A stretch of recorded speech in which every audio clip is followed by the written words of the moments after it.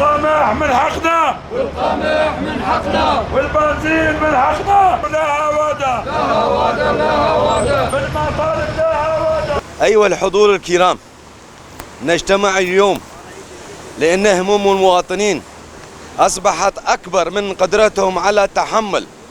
أن رفع أسعار المحروقات لا يعني مجرد زيادة في ثمن الوقود، بل يعني ارتفاع أسعار النقل وغذاء ودواء وكل متطلبات الحياة، مما يزيد الأعباء على الأسرة وخاصة أصحاب الدخل المحدود.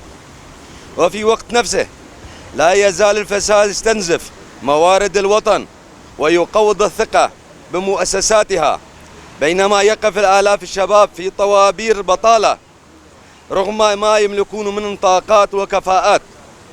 إن الشعوب لا تطلب مستحيل، بل تطلب عدالة وشفافية وإرادة رشيدة للمال العام، وخلق فرص عمل حقيقي، واتخاذ قرارات تراعي مصلحة المواطن قبل أي اعتبار آخر.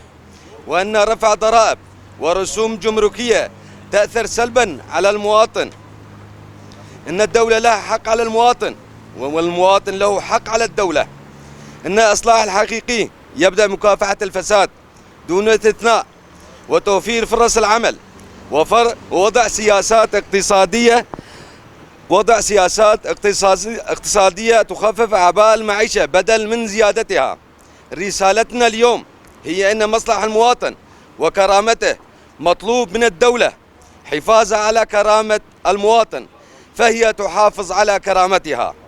ومطلبنا ليست مطالب رفاهية، بل حق من حقوق المواطن على الدولة أن يعيش بكرامة وأمان، ولا نريد أن تتطور إلى ما لا يحمد عقباه.